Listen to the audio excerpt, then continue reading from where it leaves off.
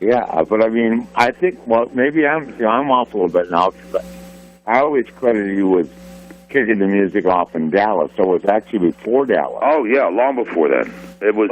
We started it in '79 in Memphis, Tennessee, ironically enough, and it was funny because when we did it, there was, you had vinyl records, you had an album, and so I gave the record to Jerry Jarrett that Monday, and we're wrestling against Dundee and Lawler.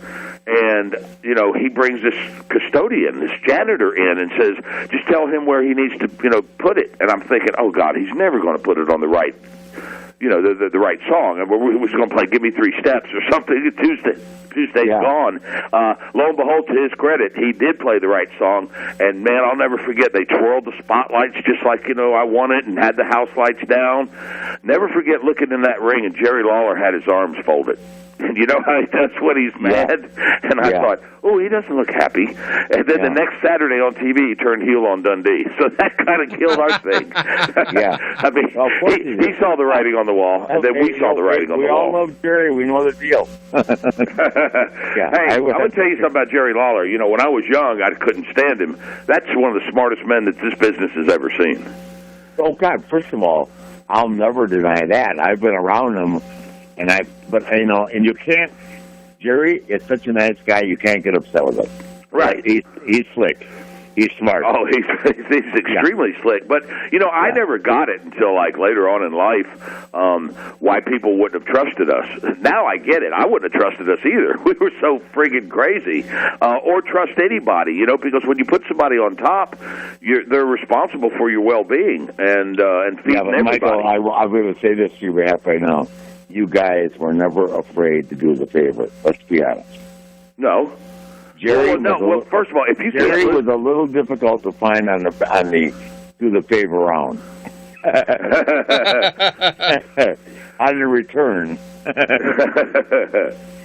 We left 50,000 people waiting for him and Dundee to show up. The rest of Go Beware. You got something about Jerry Lawler. Anytime you hear, guys who've been around the business for a long time, they always regard him as being one of the greatest of all times. But for whatever reason, you don't really hear that as much from fans outside of the South. Why do you think that is? Is it just because he was such a big draw in Memphis? Because when you really look at everything he's done, he did everything, but he's not often mentioned in the same conversation as you hear the other guys that we often hear are. That's because he never left he had a safety net, and he had a great place. It was making a lot of money. Why would he leave? You know what I mean? He didn't have to go to St. Louis, in Chicago, and let speed who he is. He had a great gimmick, and he could work. I thought he was a really good worker, and he could talk, but he wasn't. I just don't think he ever felt like he should leave it. I probably wasn't tempted. Or probably don't want to leave a safety net. What's your take on that, Mike? Yeah, no, I totally agree. I mean, it's not like he needed the money. You're talking about a guy, first of all, that never drinks, never did drugs, so everything was a profit. Trust me on that one. But I don't think Jerry felt he had to go out and prove anything. Plus, he kind of buttered his own bread, if you will, being a third owner there in Memphis. I just don't think there was a need for it. Eventually he did kind of migrate out to the AWA, but even then it was like a co-op, and that was like where the territories were fading and people were trying to survive before Vince ate them up, and like WCCW and AWA and Memphis Wrestling tried to get together, but of course that couldn't work because those three promoters couldn't get along. Yeah.